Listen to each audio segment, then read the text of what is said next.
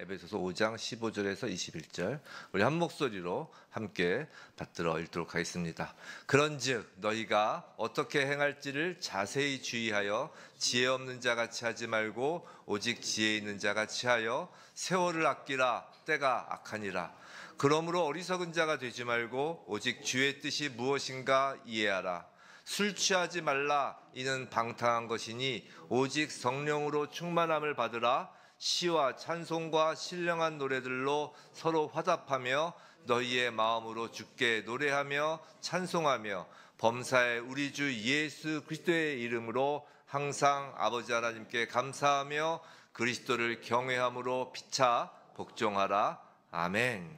오늘 지혜롭고 성령 충만한 삶이란 제목으로 에베소서 말씀을 받을 때 우리의 삶이 정말 성령 충만한 삶으로 예수 그리스도를 품은 지혜로운 자로 살아가는 히즈웨브 처치 모든 성도님들 될 주님의 이름으로 축원합니다.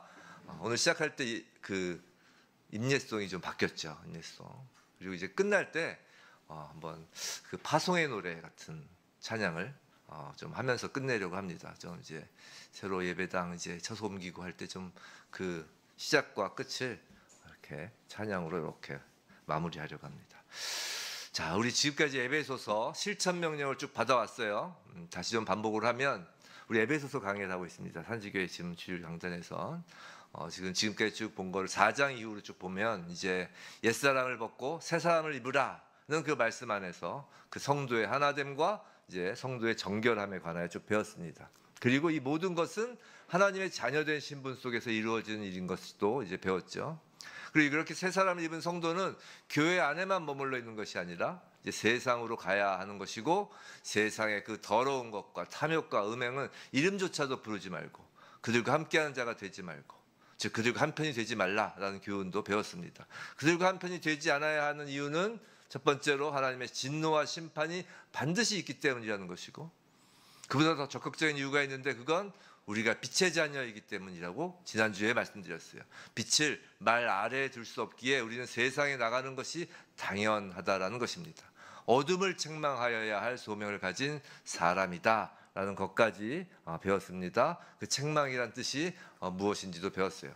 자, 우리는 거룩한 삶을 세상 속에서 살아가야 할 이유 그 네 가지가 있다고 그랬죠. 첫 번째가 방금 말씀드린 심판이 있기 때문이고 두 번째는 빛의 자녀이기 때문이라고 했습니다. 자, 이제 세 번째 지혜 있는 자이고 네 번째는 성령 충만한 자이기 때문입니다. 오늘 이 세 번째와 네 번째를 같이 좀 보도록 하겠습니다. 왜 같이 보냐? 지혜와 성령 충만은 이게 분리될 수 없기 때문이에요. 자, 15절 오늘 본 말씀 다시 보겠습니다. 그런즉 너희가 어떻게 행할지를 자세히 주의하여 지혜 없는 자같이 하지 말고 오직 지혜 있는 자같이 하여. 그런즉이라고 하죠. 이런 거예요. 앞서 지난주에 본 바와 같이 너희는 빛의 자녀이고 빛으로 어둠을 책망하여야 하며 특히 14절 그 바로 앞에 절에서 잠에서 깨어난 자 죽은 자 가운데서 일어난 자로서 이제 예수 그리스도께서 빛을 비추어 주시는 자이다. 예수 그리스도께서 빛을 비추어 주시는 자이다. 그런즉 너희는 지혜 있는 자다라는 거예요. 너희는 지혜 있는 자다. 라는 것을 선포하고 시작하는 것이에요. 고린도전서 1장 30절에 지혜가 뭔가? 자, 고린도전서 1장 30절. 자, 너희는 하나님으로부터 나서 그리스도 예수 안에 있고 예수는 하나님으로부터 나와서 우리에게 뭐가 되신다고요? 지혜와 의로움과 거룩함과 구원함이 되셨으니. 즉 예수가 우리에게 지혜를 하시는 거예요. 예수 우리 모든 성도들에게 지혜가 되십니다. 그러니 예수 안에 있고라고 그랬잖아요. 예수 안에 있는 성도는 지혜자인 거예요. 성도 여러분 예수 안에 계십니까? 아멘? 그럼 지혜자신 거예요. 뭐 이건 지식도 아니고 어떤 지적 능력이 아니에요. 예수 안에 있으면 예수가 지혜이시기 때문에 여러분은 지혜자이신 것입니다. 이런 것입니다. 하나님은 먼저 우리를 하나님의 아들이다, 하나님의 딸이다, 빛의 자녀다라고 칭하시고 나서 하나님의 자녀답게 살라라고 하시고 빛이다라고 말씀하시고 나서 빛으로 살라라고 하시는 것처럼 지금 너희는 지혜자다, 지혜 있는 자다라고 정의를 내리시고 그러니 지혜 있는 자가 행하라고 하시는 거예요. 이처럼 하나님 우리에게 주는 그 명령은 불가능한 것을 강요하시는 것이 아니에요. 당연한 것을 하라 하시는 거예요. 이것이 예수를 믿어 거듭난 자와 그렇지 않은 자의 매우 중요한 차이예요. 예수를 믿지 않은 자와 예수를 믿어 거듭난 자의 가장 중요한 차이가 이거예요. 예수를 또 믿지 않는 자들에게는 이 성경의 모든 율법이 지킬 수 없는 매우 무거운 짐이에요. 단 한 사람도 의인이 없다는 것은 단 한 사람도 이 율법 하나님의 명령을 지킬 수 없다라는 것이에요. 하지만 예수를 믿는 자에게는 어떻다고요? 당연한 거예요. 가볍고 쉽다라는 것이에요. 왜요? 예수 그리스도께서 그 모든 하나님의 율법과 명령을 완전하게 이루셨고 믿는 자는 그 예수 안에 있기 때문이라는 거예요. 이게 바로 마태복음 11장에서 예수께서 말씀하시잖아요. 수고하고 무거운 짐진 자들아 다 내게로 오라.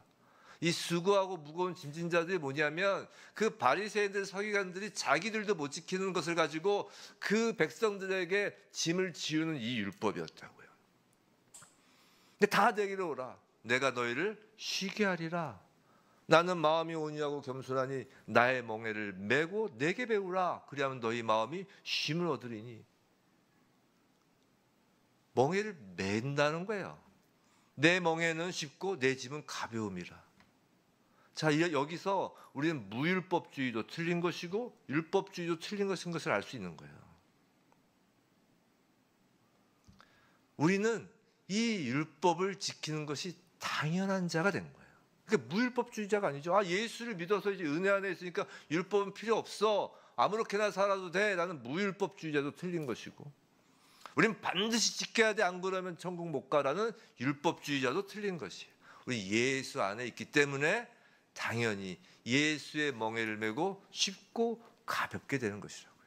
자, 그런데 중요한 것은 우리가 지혜자라는 사실 그 자체에 있는 것이 아니에요. 다시 본문 15절로 돌아가면 뭐라고 하시냐면 지혜 없는 자같이 하지 말고 오직 지혜 있는 자같이 하여라고 하였다고요. 이게 무슨 말이냐면, 자, 지혜자라는 우리가 행동으로는 전혀 지혜 없는 자처럼 할 때가 있다라는 것이에요. 이것이 본문이 우리에게 주고자 하는 교훈의 핵심이라고요. 왜 지혜자라고 하는 너희가 지혜 없는 자같이 행동하느냐?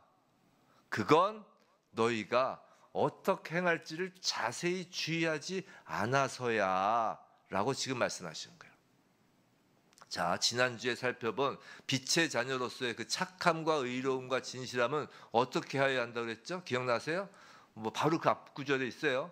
주를 기쁘게 하는 것인지를 자세히 조사하라고 했잖아요. 기억나시죠? 그냥 착하고 의롭고 진실함이 아니라, 그건 세상에도 막 비슷한 것들 유사 착함, 유사 의로움, 유사 진실함이 많은데, 그게 정말 그리스도인으로서의 착함과 의로움과 진실함인지를 알려면 주를 기쁘시게 하는 것인지를 자세히 조사해 보라고 했잖아요. 오늘도 마찬가지예요. 우리가 세상에 나아가 지혜가 없는 세상 사람들 사이에 어울려 살면서 세상 사람들은 지혜가 없는 거예요. 왜냐하면 예수 안에 없는 것이, 예수 안에 거하지 않은 것이 지혜가 없는 것이니까요. 그 지혜 없는 세상 사람들 사이에 어울려 살면서 과연 나의 행실이 저들과 구별되어 지혜 있는 자처럼 하는 것인지, 아니면 저들과 같이 지혜 없는 자처럼 하는 것인지 우린 그냥 살면 몰라요. 그냥 살면 몰라요. 저번 주에도 말씀드렸잖아요. 이 착함이 세상의 착함인지 하나님 나라에서의 착함인지 그냥 어울려 살면 몰라요. 그래서 지혜 없는 자인지 지혜 있는 자처럼 행동하는 것인지 아닌지를 주의하라라는 것이에요. 주의하다로 번역된 헬라어는 블레포라는 단어에서 이게 보다라는 의미를 갖고 있는데, 그냥 이렇게 쓱 보는 게 아니라 관심을 가지고 면밀하게 살펴보라는 거예요. 가만히 생각해 보세요. 우리는 우리에게 중요해 보이는 것에 대하여 주의를 기울입니다. 여러분이 지금까지 살아오면서 중요하다고 여기고 그렇기에 주의를 기울였던 것이 무엇인가 한번 생각해 보세요. 자, 뭐가 있었나요? 학생 때는 전공을 정하는 것이 주의를 기울이는 것도 있겠죠.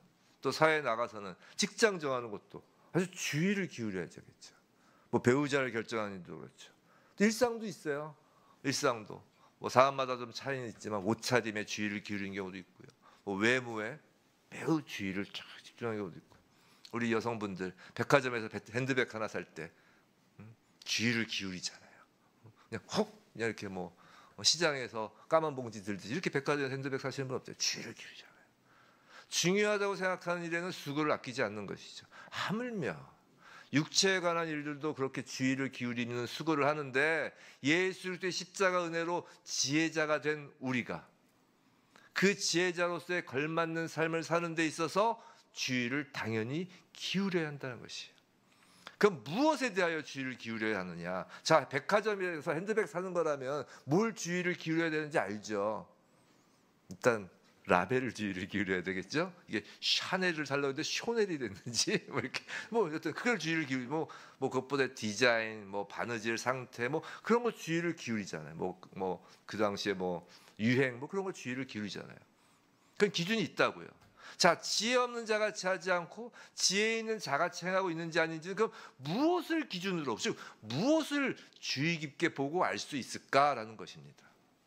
오늘 본문에서 주의를 기울여야 할 기준으로 크게 두 가지를 제시하고 있는 거예요. 첫 번째는 16절에서의 세월을 아끼고 있는지 아닌지가 기준이고 둘째는 17절에서 주의 뜻이 무엇인지 이해하는지 아닌지가 기준이라는 거예요.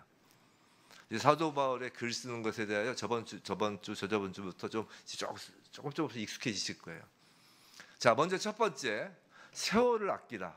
이게 우리가 주의를 기울여야 될 첫 번째죠. 지혜로운 자로서 사는 것이냐 아니냐를 구별할 수 있는 자 주의할 수 있는 자 16절 우리 한번 같이 읽어볼까요? 시작. 세월을 아끼라 때가 악하니라. 자 오늘 졸지 마세요. 졸지 마세요. 좀 설교가 오늘 좀 퍽퍽할 수는 있어요. 그렇지만 졸지 마세요. 때가 악하니라. 우리가 기존에 알던 것과 완전히 새로운 개념은 없어요. 해 아래 새로운 것은 없듯이. 근데 이제 제가 왜냐면 오늘 웬만하면 제가 원어 얘기를 잘 안 하는데 원어 얘기를 통해서 이 말씀의 본래 뜻을 좀 말씀을 드리려고 하니까 졸면 안 돼요. 자, 때가 악하니라부터 보겠습니다. 때가 악하니라. 자, 이것은 하나님의 심판이 가까워졌음을 의미합니다. 자, 인류 종말의 시계는 예수 그리스도의 십자가 부활 사건 이후로 급속도로 돌아가기 시작한 거예요. 지금은 은혜의 시대라고 하죠. 동시에 심판의 시대이기도 한 거예요. 이해되세요? 예수의 재림은 성도에게 그 은혜의 클라이막스예요. 하지만 동시에 세상에 대한 심판의 클라이막스라고요. 심판과 구원은 이게 동전의 앞뒷면 것 같아요. 지금의 은혜의 시대, 구원의 시대인 것은 지금이 심판의 시대인 것도 마찬가지예요. 자, 성도 여러분, 지금은 그럼 어떤 때인가요? 한번 보세요. 우리는 지금의 어떤 때인지를 어떻게 구별하느냐면 세상 뉴스를 구별하는 게 아니에요. 성도는 성경을 통하여 그 때를 분별해야 합니다. 제가 한 말씀만 소개시켜 드릴게요. 디모데후서 3장. 자, 이 말씀을 가지고 한번 지금이 어떤 때인지 보세요. 너는 이것을 알라. 말세에 고통하는 때가 이르러. 자, 사람들이 자기를 사랑하며 돈을 사랑하며 자랑하며 교만하며 비방하며 부모를 거역하며 감사하지 아니하며 거룩하지 아니하며 무정하며 원통함을 풀지 아니하며 모함하며 절제하지 못하며 사나우며 선한 것을 좋아하지 아니하며 배신하며 조급하며 자만하며 쾌락을 사랑하기를 하나님 사랑하는 것보다 더하며 경건의 모양은 있으나 경건의 능력은 부인하니 이 같은 자들에게서 네가 돌아서라. 딱 지금의 모습이잖아요. 딱 지금의 모습이잖아요. 지금은 때가 악하다는 거예요. 자, 이런 때에 무엇을 하라고요? 세월을 아끼라라는 것입니다. 자, 세월을 아끼라. 이건 그냥 시간 활용을 잘 해라. 부지런히 살아라 라는 어떤 효율성이거나 아니면 도덕성을 말하는 것이 아니에요. 자, 먼저 세월에 해당하는 헬라어가 카이로스를 씁니다. 헬라어에서는 시간 개념을 나타내는 것에 두 가지 단어가 있는데 이 정도 좀 아시는 분들 많으실 거예요. 그 두 가지 단어가 하나는 크로노스이고 다른 하나는 카이로스예요. 이 정도는 알고 계시는 게 좋을 거예요. 자, 크로노스라는 건 시분 초와 같이 이렇게 연대적으로 이렇게 흘러가는 시간을 나타내는 단어예요. 크로노스는 우리가 시간을 잘 활용해라, 24시간을 효율적으로 사용하라라고 할 때의 시간 개념이 이제 크로노스인 거죠. 반면에 이제 카이로스는 한정적이고 고정된 어떤 일정한 시기를 나타내는 단어로서 이 성경에서는 특별히 이 단어는 하나님의 계획 속에 결정되고 하나님의 작정 속에서 작정되어 주어진 특별한 시간을 카이로스라고 한다고요. 하나님께서 계획하시고 결정하고 작정하신 중요한 특별한 시간. 즉 카이로스가 근데 본문에서 사용된다는 거예요. 즉 카이로스가 이렇게 본문에서 사용된다는 건 일반적으로 흘러가는 세월을 그 연대기적 시간을 효율적으로 사용하라라는 의미보다는 어떤 특별한 시간을 아끼라라는 의미인 것이에요. 그런데 이 아끼라라는 말로는 이 원어의 의미를 우리가 제대로 살리지 못하고 있어요. 이 아끼라로 번역된 헬라어는 엑사고라조인데 이 단어는 사들이다. 몸값을 치르고 속량한다라는 의미를 갖는 단어예요. 아끼다가 아니라 사는 거예요. 사는 거. 성도 여러분, 여러분은 시간을 여러분의 생명과 맞바꾸고 있다는 것을 아세요? 시간이 공짜라고 생각하시나요? 아니에요. 시간은 우리의 생명값입니다. 그래서 우리가 내어놓을 생명이 없으면 시간도 없는 거예요. 이해가 되세요? 우리는 시간을 생명과 맞바꾸고 있는 거라고요. 성도는 단순히 세월을 사는, 즉 live 하는 존재가 아니에요. 영어를 쓸 수밖에 없죠. 왜냐하면 산다와 산다 같은 말이니까 우리나라에서 발음이. 우리는 단순히 세월을 그냥 live하는 존재가 아니라 세월을 사는, 속량하다라고 하면 redeem이고 그냥 구입하다라면 buy, 여하튼 그 사는 존재라고요. 우리가 그냥 살아가는 존재가 아니라 사는 존재예요. 시간을. 모든 시간이 그저 흘러가는 시간으로 바라보며 그냥 소일이 한자로 뭐냐면 태울 소자잖아요. 소비할 때 할 때 소자. 그 소일하는 사람은 지혜 없는 자가 행하는 것이고 하나님이 작정하신 카이로스의 시간을 자신의 생명과 맞바꾸는 사람이 지혜 있는 자가 행한다는 거예요. 자, 이것을 이해할 수 있도록 좀 예를 든다면 이런 거예요. 예수님의 비유 중에 양과 염소를 구분하시는 비유 있죠. 자, 양과 염소를 어떻게 구분하세요? 양과 염소 앞에 우리 예수님은 어린 소자의 모습이 돼요. 즉 헐벗은 자, 혹은 병든 자, 가난한 자, 옥에 갇힌 자, 목마른 자의 모습으로 양과 염소 앞에 찾아갔습니다. 근데 염소에 분류된 자들은 어떻게 했어요? 그들은 거기에 어떤 반응도 보이지 않고 그들은 살았어요. 그들이 특별한 나쁜 일을 한 게 아니에요. 그냥 평범한 일상을 살았습니다. 아무 반응 없이 자기 삶을 사는 것이에요. 그저 리브한 것입니다. 반면 양으로 분류된 이들은 어떻게 했어요? 그들은 그냥 리브한 것이 아니라 그들은 그 시간을 바이했어요. 특별한 대가를 치른 것입니다. 관심이라는 대가를 치르고요. 옷이나 물이나 돈이라는 대가를 지불한 것이라고요. 그 특정한 카이로스의 시간을 그들은 자신의 시간으로 만든 것이에요. 그 시간이 주님께 카운터되고 인정받는 시간이라는 것이에요. 이 말씀의 진정한 의미를 아시겠어요? 자, 예수 그리스도는 십자가에 자신의 모든 것을 내어놓으심으로 우리를 속량하셨어요. 즉 우리를 사신 거예요. 예수께 팔린 사람이 바로 그리스도인입니다. 그래서 우리가 그렇게 고백하잖아요. 내 생명이 내 것이 아니라 이제 주님의 것이라고. 내가 팔렸으니까. 하나님이 그 예수의 핏값으로 사신 거잖아요. 즉 내 생명이 주님의 것이라는 것이 성도의 고백입니다. 그러므로 우리에게 주어진 시간은 모두가 주님의 시간이에요. 여러분의 시간이라는 건 없는 거예요. 예수를 믿는 자에게 나의 시간이라는 건 없는 거예요. 다 주님의 시간이에요. 우리가 그냥 살아가는 것은 주님께 카운터되지 않아요. 우리 직장 생활해 보시면 이제 아시잖아요. 직장 생활하면은 우리의 시간을 그 회사에 낸 거 아니에요. 그리고 우리는 그거에 대한 대가 돈을 받는 것이고, 주님은 우리의 모든 시간을 사신 거예요. 직장에서 그냥 살면 그게 카운터가 됩니까? 일하는 시간 써야 되잖아요. 내가 몇 시간 일했는지 이거 다 써야 되잖아요. 우리가 그냥 살아가는 시간 주님께 카운트되지가 않는 것이에요. 주님의 시간만 주님께 카운트되는 거라고요. 예수의 가치관, 예수의 사랑, 예수의 인격, 예수의 희생, 예수의 마음, 예수의 심장, 예수의 팔과 다리로 살아내는 시간이 주님께 카운트되는 시간이에요. 주님의 시간이니까요. 그렇기 때문에 우리는 세월을 아끼려면 반드시 무엇을 알아야 한다고요? 주님의 뜻을 알아야 되는 거예요. 내 마음대로 살아가는 그냥 리브하는 것은 주님께 카운트되지가 않는 것이에요. 그래서 주의하라의 기준 두 번째가 17절, 그러므로 어리석은 자가 되지 말고 뭐라고요? 오직 주의 뜻이 무엇인가 이해하라가 다음에 나오는 거예요. 어리석은 자가 되지 말라, 지금 17절에서 이야기를 하죠. 물론 지혜 없는 자가 같이 행동하는 자가 되지 말라는 뜻이기도 합니다. 근데 지금 사도 바울이 지금 말하는 대상은 지혜자인 그리스도인에게 하는 말이잖아요. 지금 에베소서는 믿는 성도에게 하는 말이에요. 하나님께 너희는 지혜자다라고 한 지혜자에게 지금 사도 바울이 말하고 있잖아요. 그런데 사도 바울이 교회를 향하여 이 어리석은 자야라고 대놓고 말한 적이 있다고요. 아마 이 에베소서를 쓰면서 사도 바울은 그 교회를 기억하며 썼을 것 같아요. 어리석은 자가 되지 마라. 자, 어떤 교회를 두고 사도 바울이 이 어리석은 자야라고 했을까요? 에베소서 바로 앞에 있는 성경이 뭐죠? 갈라디아서예요. 맞죠? 제 성경책 그렇게 돼 있는데 맞죠? 갈라디아 교회 성도들을 향해서 어리석은 자라고 했어요. 갈라디아서 3장입니다. 갈라디아서 3장. 저 혼자 읽으면 제가 목이 아프니까 우리 함께 한번 읽겠습니다. 시작. 어리석도다 갈라디아 사람들아, 예수 그리스도께서 이거를 누가 너희를 꾀더냐? 내가 너희에게서 다만 이것을 알려 하노니 네가 성령을 받은 것이 율법의 행위로냐 혹은 듣고 믿음이로냐? 너희가 이같이 어리석으랴? 성령으로 시작하였다가 자 보세요. 바로 어리석도다 갈라디아 사람들아 이렇게 하잖아요. 갈라디아 성도들을 어리석다고 한다고요. 하나님이 지혜자라고 부른 성도를 사도 바울이 이 어리석도다라고 이야기한다고요.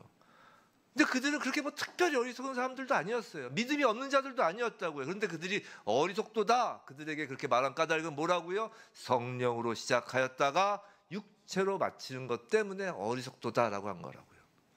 그리고 그 육체로 마치는 것을 보여주는 대표적인 것을 두고 오늘 본문 18절 술 취하는 방탕함이라고 하는 것이 이렇게 연결되는 거예요. 다시 본문 17절. 자, 그러므로 어리석은 자가 되지 말고 오직 주의 뜻이 무엇인가 이해하라. 자, 앞에 어리석은 자가 되지 말고는 술 취함으로 연결된다고 그랬어요. 자, 오직 주의 뜻에 무엇인가 이해하라. 근데 오직 주의 뜻이 무엇인가 이해한다는 것은 다시 18절 그것은 오직 성령으로 충만함을 받으라로 연결되는 거예요. 정리를 하면 이렇습니다. 지혜 없는 자가 행하는 자는 지혜 없는 자가 행하는 자는 세월을 아끼지 않는 자이고 세월을 아끼지 않는 자는 어리석은 자이고 어리석은 자는 술 취하여 방탕한 것과 같아요. 자, 반대로 지혜 있는 자가 행하는 자는 지금 15절부터 쭉 연결시켜 드리는 거예요. 지혜 있는 자가 행하는 자는 세월을 아끼는 자이고 세월을 아끼는 자는 오직 주의 뜻이 무엇인가를 이해하려는 자이고 주의 뜻을 이해하기 위해서는 성령으로 충만함을 받아야 하는 것입니다. 그래서 말씀을 시작하면서 지혜로운 자와 성령 충만함을 받는 자가 연결된다라고 하였던 거예요. 자, 이제 18절 이하 본문을 보겠는데요. 이 18절부터 21절까지 이 단락의 문장 구조를 아는 것이 이 전체를 이해하는 데 도움이 돼요. 자, 이 단락은 두 개의 명령으로 이루어져 있어요. 자, 술 취하지 말라, 성령으로 충만함을 받으라 라는 이 두 개의 명령과 그 다음으로 이제 19절부터 네 개의 현재 분사가 이어져요. 노래함, 찬송함, 감사함, 복종함이 나와요. 자, 먼저 18절 볼게요. 18절 한번 띄워줘 보세요. 자, 함께 읽어볼까요? 시작. 술 취하지 말라. 이는 방탕한 것이니 오직 성령으로 충만함을 받으라. 자, 성경은 먼저 술 취함과 성령으로 충만하게 되는 것을 분명하게 지금 비교하고 있죠. 실제로 두 상태는 얼핏 보기에는 유사합니다. 술 취한 사람은 이제 알코올에 취해 있다고 말할 수 있고 분명 성령 충만한 그리스도인을 성령에 취해 있다. 우리 보통 성령에 취해 있다라고 표현하기도 하잖아요. 둘이 유사한 점인데 그것뿐이에요. 그냥 취하다라는 표현을 같이 쓴다는 거 그것뿐이에요. 나머지 모두 달라요.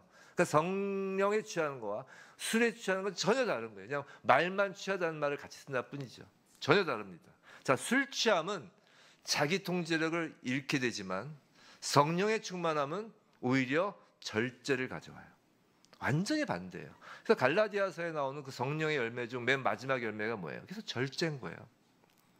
성령에 취해 있으면 절제력을 잃는 것이 아니라 절제력을 얻습니다. 자, 통계에 따르면 세상 범죄의 4분의 3이 술과 관련되어 있다고 해요. 뭐 어떤 통계에서는 90%가 술과 관련되어 있다고도 합니다. 이 술 취한 사람은 확실히 거칠고 통제되지 못하는 그런 행동에 빠지죠. 막 짐승처럼, 아니면 또 사실 짐승보다 못한 행동을 하는 경우가 많습니다. 근데 사도 바울의 강조점은 지금 그 어떤 술 취한 사람들이 보이는 그런 어떤 그 짐승보다 못한 행동, 그런 것보다 사도 바울의 강조점은 방탕에 있어요. 방탕. 이 방탕에 해당하는 헬라어가 아소티아라는 것인데, 이 뜻이 저축하지 않다, 낭비하다라는 의미를 갖는 거예요. 그러니까 이 말은 세월을 아끼라라는 그 16절 말씀과 지금 대꾸를 이루고 있는 거예요. 자, 시간은 아까 생명으로 사는 것이라고 했습니다. 자, 술을 마신다는 건 사실상 시간을 마시는 것이고 시간을 죽이는 것이에요. 생명을 마시고 생명을 죽이는 것이에요. 그리고 우리가 시간을 아끼지 않으면 그 술 마시는 거와 똑같은 거예요. 그냥 멍하니 있는 거와 술 마시며 시간을 보내는 거와, 즉 방탕은 세월을 아끼라, 즉 그 말씀과 이렇게 대꾸리는 거예요. 하지만 성령 충만은 이제 그 반대입니다. 주님의 뜻을 알게 하고 주님을 닮도록 만드는 것이에요. 하나님이 창조하신 인간에게 요구하시는 단 하나, 내가 거룩하니 너희도 거룩하라는 그 요구가 이루어지게 하는 것이 성령 충만입니다. 술 취함으로 방탕하면 그냥 허무한 거예요. 아무것도 아닌 거예요. 무인 거예요. 무. 하지만 성령 충만은 그게 아니라 모든 것입니다. 자, 성령 충만으로 예수의 멍에는 가볍고 쉬운 거예요. 그러니까 우리가 이 하나님의 말씀에 순종하는 건 기쁜 거예요. 막 안 되는 걸 막 억지로 하는 게 아니라 그 성령 충만으로 예수의 멍에는 가볍고 쉬운 것이 되는 거예요. 그런데 성령 충만에서 이제 우리가 반드시 알아야 할 것이 있어요. 자, 오직 성령으로 충만함을 받으라라고 하죠. 자, 이것이 한 4가지를 우리가 성령 충만에 대해서 알아야 되는데, 첫째는 본문에서 명령법이에요. 즉 충만함을 받으라라는 것은 그냥 모호한 어떤 받을래? 받으면 좋겠어 라는 제안이 아니라 하나님의 권위 있는 명령이에요. 우리는 제멋대로 성령 충만 필요 없다, 있다, 뭐 내 마음대로 이 책임을 회피할 수 있는 것이 아니에요. 성령 충만을 받는 것은 선택이 아니라 의무라는 거예요. 지금 분명히 말씀드려요. 지금 예수 믿는 분들에게 이야기하는 거예요. 사도 바울은 예수를 믿을까 말까 하시는 분한테 얘기하는 게 아니에요. 그러니까 혹시 예수를 아직 믿지 않으시는 분이 계시다면 양해하고 그냥 들어주시기 바라요. 선택이 아니라 의무예요. 이런 점에서 성령 충만을 받는 것과 우리가 예수를 주로 시인하고 믿을 때 임하는 성령 세례와는 다른 것임을 알 수 있어요. 지금 예수를 믿는, 이미 성령 세례를 받은 믿는 성도에게 편지를 쓰고 있음을 잊어서는 안 된다는 것이에요. 그러한 성도, 즉 예수를 믿는 성도라도 반드시 성령 충만함을 받아야 한다는 것이. 아니, 예수를 믿는 성도라야 반드시 성령 충만을 받아야 된다는 것이에요.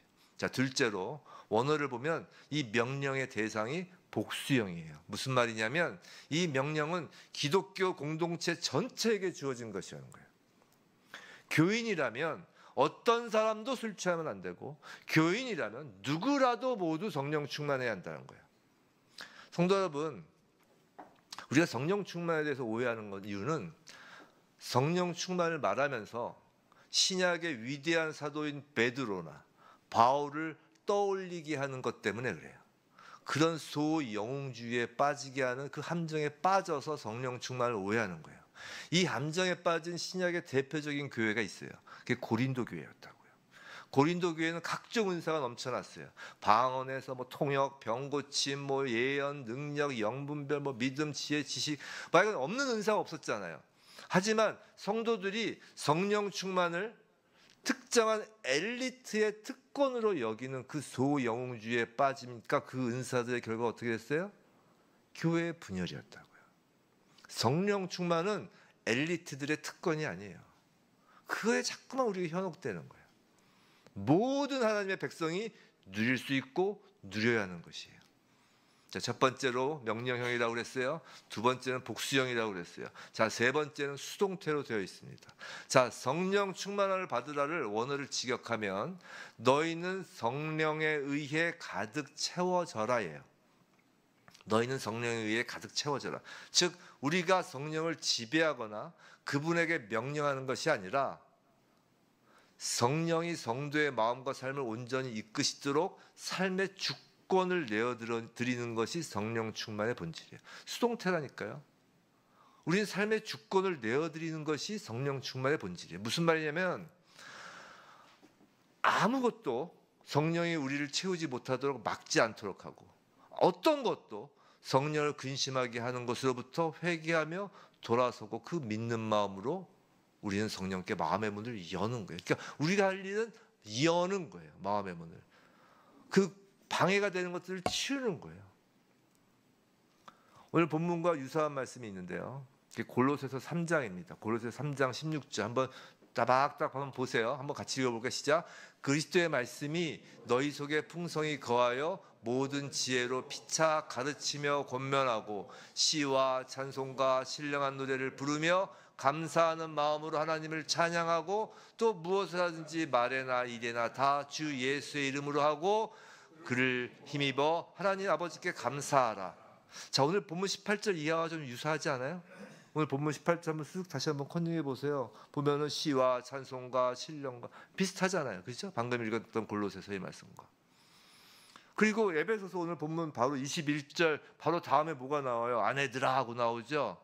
방금 읽었던 그 골로새서 3장 16절 17절 그 바로 다음에 나오는 말이 뭔지 아세요? 나중에 집에서 한번 그 성경책 살펴보세요. 바로 뒤이어서 또 아내들아 이렇게 나와요. 여하튼 이 골로새서 방금 읽었던 그 골로새서에서는 오늘 에베소서 본문에서의 그 성령 충만함으로 받아라라는 말씀을 대조하면서 그리스도의 말씀이 너희 속에 풍성히 거하게 하라라고 되어 있다는 것이에요. 이해가 되세요? 지금 성령과 말씀을 같이 대조하여 쓰고 있다는 거예요. 갈라디아서도 아마 그 골로새서도 아마 사도 바울이 쓴 걸걸요? 지금 성령과 말씀을 같이 놓고 있는 거라고요. 성도 여러분, 성령과 말씀을 분리시켜서는 안 됩니다. 이 성경 말씀에 마음을 닫으면 성령 충만을 막는 거예요. 그러니까 성령 충만을 막는 거에 대해서 뭐 대단한 것을 생각할 필요 없어요. 그냥 성경 읽기 싫은 마음이 들면 성령 충만을 막는 거예요. 희한하게 내가 성경을 읽으려고 하고 희한하게 내가 뭔가 말씀에 집중하려고 하면 막 없던 일도 막 생기죠. 그거 이제 귀신이 막는 거예요. 자, 예를 들어서 예배 시간에 말씀이 선포되고 찬양으로 기도를 드릴 때 그 시간은 성령 충만의 특별한 시간이에요. 예배 시간은 카이로스의 시간이라고요. 이건 흘러가는 시간이 아니에요. 예배 시간은 하나님께서 특별히 정하신 시간이 예배 시간이에요. 카이로스의 시간이에요. 근데 그 시간에 딴 생각하고 핸드폰 보고 돈 버는 생각하고 설교 잘하나 못하나 내가 한번 점검해 볼 거야. 채점표 매기고 그렇게 자기 생각에 푹 빠져서 있는 것은 마음의 문을 닫는 거예요. 이게 성령 충만을 막는 거예요. 근데 이게 카이로스의 시간이라고 했잖아요. 이게 뭐예요? 그러니까 시간을 아끼지 않는 거죠. 시간을 아끼지 않는 게 뭐예요? 방탕한 거예요. 성도는 여러분 예배당에 앉아 있으니까 방탕하지 않다고 생각하십니까? 아니에요. 마음의 문을 닫고 있으면 방탕한 거예요. 예배당에서 술 취해 있는 거와 같다라는 거예요. 우리가 수동태이기 때문에 성령을 오라 가라 이렇게 조종할 수는 없어요. 구할 수는 있죠. 하나님께 구하죠. 그러니까 구하면 하나님께서 가장 좋은 성령을 주시겠다고 하잖아요. 구하는 거지 오라 가라 이렇게 조종하는 게 아니에요. 그러니까 우리가 오소서 막 이러는데 뭐 성령 하나님께 오소서 이런다고 오시고 마시고 하는 게 아니에요.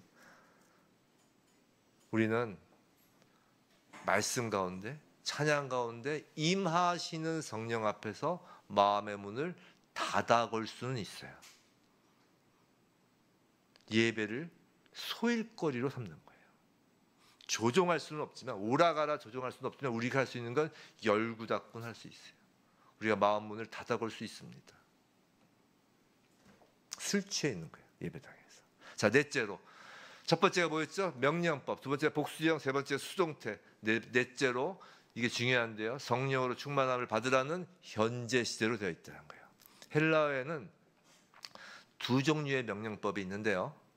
오늘 좀 어려운 얘기 많이 하죠. 나중에 한번 더 들어보세요.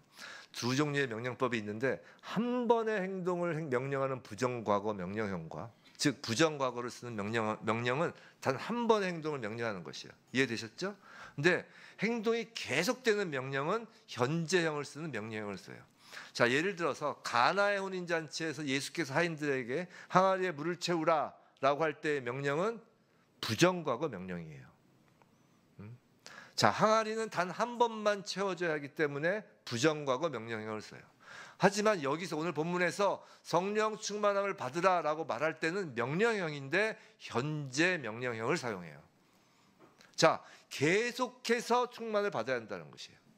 성령 충만은 단 한 번만 받으면 절대 잃어버릴 수 없는 거야 라는 그런 일회성의 경험이 아니라 끊임없이 믿고 순종하여 자신의 것으로 만드는 것을 통해 계속 새롭게 되어야 하는 것이라는 거예요. 우리는 단번에 성령의 인치심을 받았어요. 그건 맞아요. 그러나 성령 충만은 매일 하루에 매 순간 계속해서 받아야 된다는 것이에요. 그래서 우리가 은사 집회나 그런 집회 갔을 때 막 이게 성령 충만이냐 아니냐를 중요한 게 아니라 그러면 그게 성령 충만은 매일 받아야 되니까 매일 집에서 맨날 이래야 되는 거예요. 생활을 못 하는 거예요. 그럼 직장 나가서 성령 충만이 아니냐 막 이러지 않으면 그거 아니잖아요. 그러니까 그런 일회성의 경험이 계속형의 현지형의 성령 충만이 아니라는 것이에요. 성령 충만을 받으라는 것은 계속형이기 때문에 매 순간 계속해야 받아야 된다. 그래서 할 수 있는 게 뭐예요? 말씀을 꾸준히 읽는 거예요. 그래서 할 수 있는 게 성경 배우기를 게을리지 하지 말아야 되는 거예요. 제가 저번 주에 말씀드렸잖아요. 예수 왜 믿으세요? 천국 가려고요. 그거 하나로 끝나면 뭐라고 했어요? 시합에 못 나간다고요. 전쟁을 못 치러요. 내가 아무리 성령을 받아서 예수를 믿었다 할지라도 내가 아무리 직분이 집사고 안수 집사고 장로고 목사다 하여도 성경 배우기 게을리하고 기도하기 게을리하고 말씀 꾸준히 안 읽으면 팡팡팡 나가 떨어지는 거예요. 그 예배 빠지지 마라. 그 목사들 이렇게 잔소리하는 거예요. 왜요? 성령 충만함을 받으시라고. 자, 그리고 성령 충만함을 받으라는 명령에 나오는 이제 네 가지 현재 분사가 있다고 했어요. 자, 이게 무슨 말이냐면 이 네 가지는 이제 성령 충만함을 받으라는 명령에 포함되는 명령이기도 하면서 성령 충만함을 받은 자들의 모습이기도 한 것입니다. 자, 19절은 두 부분으로 나뉘어요. 하나는 전단 부분과 후단 부분이에요. 지금 전단 부분이 있는데 19절 시와 찬송과 신령한 노래들로 서로 화답하며. 자, 보세요. 이게 첫 번째인데 성령 충만함을 받은 자들의 모습, 그 네 가지 분사의 첫 번째인데 이것은 교제를 뜻해요. 교제. 자, 다시 한번 띄워줘 보세요. 19절 전단부. 자, 교제, 서로 화답하며라고 그러잖아요. 이건 그리스도인의 교제를 가리킵니다. 지금 19절은 전체 공예배에 관련된 구절인데 그 중에 전단부는 교제에 관련된 거예요. 공예배 때 성도가 서로 교제하는 모습을 지금 표현하는 거예요. 초기 교회 때는 지금처럼 이렇게 성경의 완성본으로 우리 성도들 손에 쥐어지지 않았던 시기잖아요. 그래서 하나님의 가르침과 예수의 이야기들을 이렇게 기억해서 암송한 것을 서로 나눈 거예요. 암송한 걸.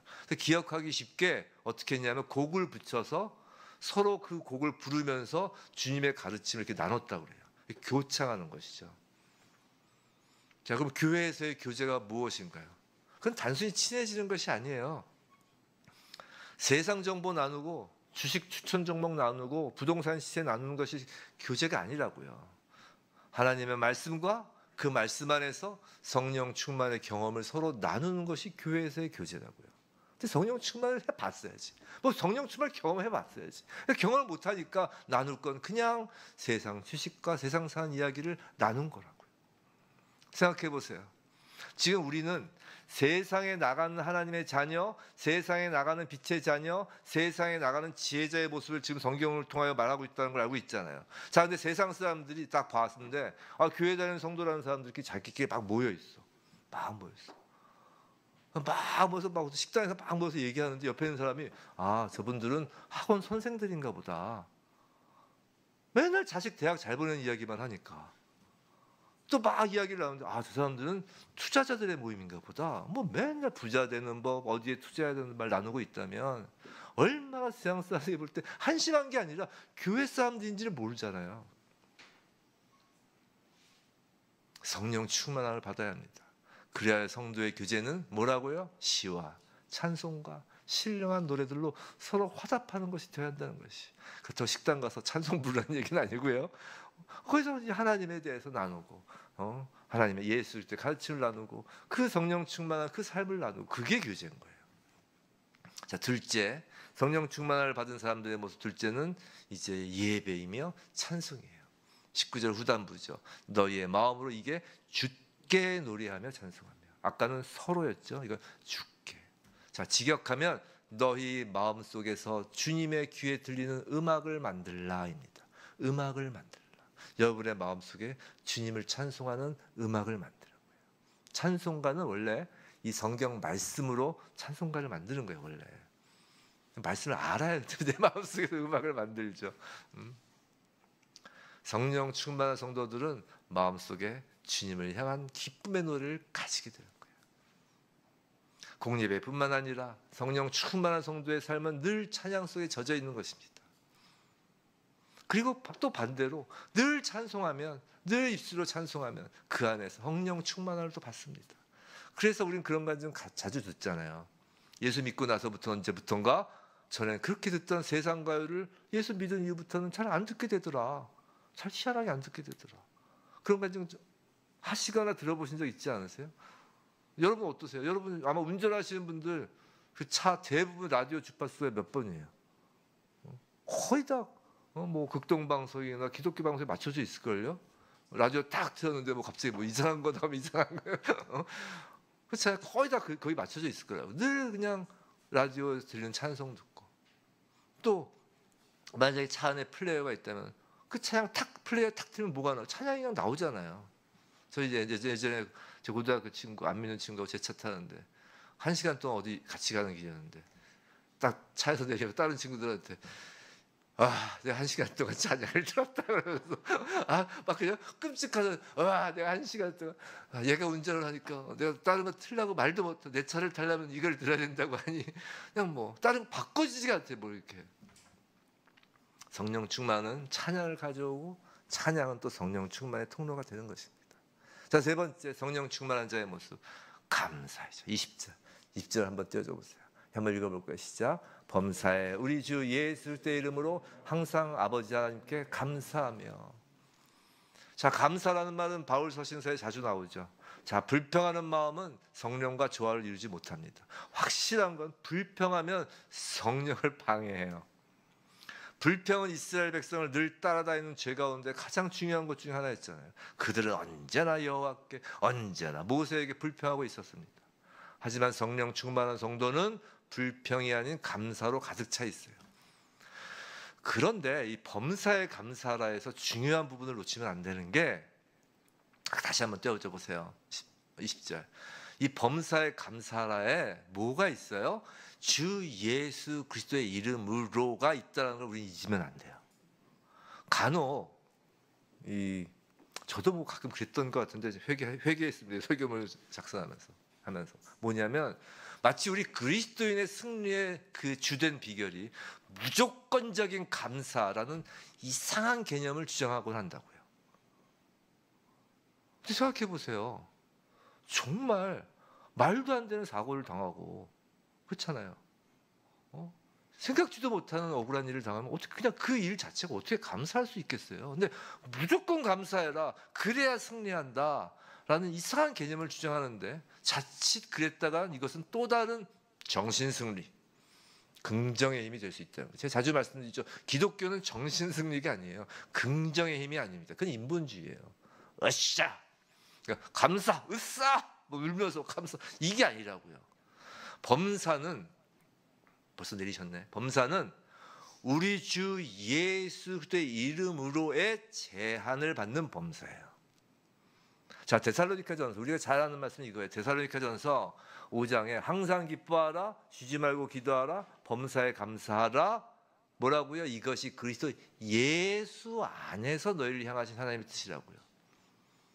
그냥 막 미친 사람처럼 그냥 할랄랄라 이렇게 막 기뻐하면서 이게 아니라 예수 안에서 쉬지 말고 기도하라고 했다가 매일 그냥 매 24시간 그 골방에서만 기도하는 게 아니라 예수 안에서.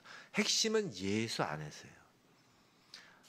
우리 에베소서에서 방금 본 그 예수 그리스도의 이름과 예수 그리스도 안에서라는 헬라어로 같은 말이에요. 엔 크리스토로 같은 말이에요. 그러니까 우리가 그리스도의 이름으로와 그리스도 안에서는 같은 단어예요. 헬라어에서는. 자, 예수 안에서 범사에 감사하다. 이게 무슨 의미인지 그럼 알아야 되겠죠. 이걸 다른 말로 하면 이거예요. 하나님의 자녀들도 고난을 받을 때가 있어요. 불의의 사고를 당할 때가 있어요. 그런데 그때 하나님과 다투지 말고, 하나님께 불평하지 말고, 하나님을 신뢰하는 법을 예수 안에서 배우고 깨달으라는 거예요.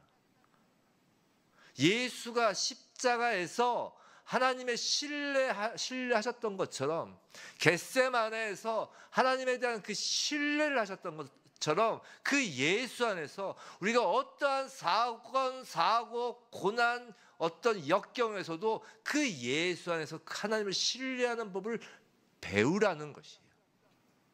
실로 악함이라도 하나님의 자녀를 위한 선한 목적을 이루기 위한 도구로 바꾸실 수 있는 그 하나님의 그 사랑의 섭리와 그 하나님의 전지전능의 그 능력에 감사하라는 거예요. 어떻게?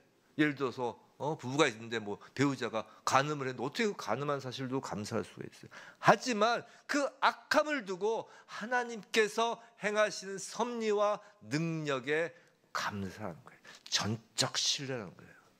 참으로 많은 죄악이 펼쳐져 있는 이 상황에서, 이 마지막 때에 세상 사람들은 언제나 하나님을 원망합니다. 언제나 하나님을 불평합니다. 그러다가 결국엔 어떻게 해요? 하나님의 존재 자체를 부인하게 이르는 거예요. 무신론자들은, 인간은 기본적으로 무신론자가 될 수 없는데, 무신론자들은 보통 보면 원망하고 불평하다 무신론자가 되는 경우가 많아요.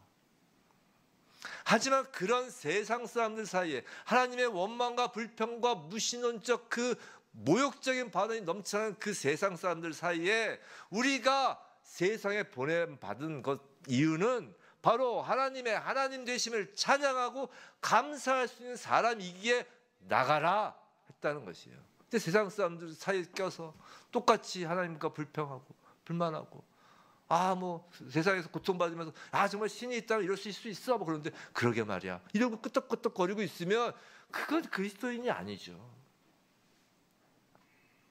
성령 충만을 받아야 예수 안에서 하나님을 전적 신뢰할 수 있는 것이고, 하나님을 전적 신뢰하기에 범사에 감사한 것이에요. 네 번째, 복종입니다. 복종. 21절 마지막이죠. 그리스도를 경외함으로 피차 복종하라. 그리스도를 경외함을 뭘로 시작했어요? 우리 지혜로 시작했잖아요. 사도 바울의 글쓰기를 보세요. 그리스도를 경외하는 것으로 쫙 끝내잖아요. 하나님을 경외하는 것이 지식의 근본이잖아요. 지혜의 근본이잖아요. 여기 쫙 끝을 냅니다. 근데 피차 복종하라는 것이에요. 가끔 성령 충만하다고 주장하는 사람들이 공격적이고 막 자기 주장이 강하고 건방진 경우가 있어요. 근데 그건 성령 충만이 아니고 귀신 충만이에요. 무당들 보세요. 무당들, 제가 자주 말씀드려요. 무당들 얼마나 자기 주장이 강합니까? 무당이 뭐 이렇게 했는데 틀렸는데, 그러니까 그럴 리가 없어 막 우기잖아. 그래서 뭐 그런가 보다라고 자기 주장 강하고, 무당들 보세요. 막 반말, 일단 무당한테는 일단 반말로 시작합니다. 상대 일단 제압하죠. 하지만 성령은 겸손한 영이세요. 참으로 성령 충만한 사람들은 언제나 그리스도의 온유함과 친절함을 보여주는 것이, 성령 충만의 가장 명백한 특징 중 하나는 서로에게 복종한다는 것이에요. 여기서 복종이라는 원어의 단어의 뜻은 억압 때문에 복종하는 것이 아니라 스스로 자발적으로 자기 자신을 상대방보다 낮추어 섬긴다는 것이에요. 그래서 복종을 하려면 자존감이 높아요. 왜? 스스로 낮춰야 되잖아요. 스스로 낮춰야 된다는 건 뭔가 높은 게 있으니까 낮추는 거 아니에요. 내 자존감이 높은 사람이 스스로 낮출 수가 있는 거예요. 자존감이 낮은 사람은 낮춰질 수가 없어요. 이미 낮은데 뭐. 오히려 자존감이 낮기에 자기를 드러내려요. 제가 저번에 말씀드렸잖아요. 자존감이 낮은 사람이 자신을 드러내려고 하는 방법은 정죄하는 것이고 비판하는 거라고요. 예수가 얼마나 자존감이 높으세요? 하나님의 아들이시잖아요. 예수가 스스로 낮추신 것처럼 우리는 서로에게 스스로 낮추는 것입니다. 우리가 예수 그리스도를 경외한다면 그 경외함은 피차 복종하는 모습으로 자연스럽게 나타나는 거예요. 어렵지가 않은 거예요. 사랑하는 성도 여러분, 피차 복종하라는 말씀에 이어서 나오는 에베소 말씀들이 바로 아까 말씀드린 것처럼 아내들이여 예요. 즉 아내와 남편, 자녀와 부모, 종과 상전의 관계입니다. 즉 세상 속에 펼쳐지는 하나님 나라에 관한 말씀들이 이제 나와요. 아주 직접적이고 실천적인 것들이 나오죠. 근데 이 전제가 뭐였어요? 성령 충만이 전제가 되는 거예요. 성령 충만이 돼야 이게 되는 거예요. 근데 성령 충만 없이 그냥 이 아내들이요 이 말씀 이 부분만 따로 떼서 보니까 자꾸 거부감이 드는 거예요. 우리는 지금까지 에베소서를 통해 무엇을 배웠나요, 여러분? 에베소서 1장 10절, 에베소서 전체의 주제, 하늘에 있는 것이나 땅에 있는 것이 다 그리스도 안에서 통일되게 하려 하십니다. 이것을 향한 하나님의 계획과 하나님의 일하심을 지금 배운 거예요. 바로 교회를 배운 것입니다. 하나님의 자녀로서 비치고 지혜자인 저와 여러분이 성령 충만함을 받아 가정과 일터와 땅끝까지 서로 노래하고 주께 찬송하고 범사에 감사하고 피차 복종함에 그 파도가 계속 펼쳐진다면 그게 교회라는 거예요. 그게 교회라는 거예요. 부디 현재 진행형으로 이 성령의 충만함을 받는 우리로부터 정말 서로 노래함과 주께 찬송함과 범사에 감사함과 피차 복종함이 파동들을 일으켜 물이 바다를 덮음같이 온 세상에 주님의 영광이 뻗어져 나가는 히즈웨이브 처치 또 청순의 청년들 되길 주님의 이름으로 축원합니다.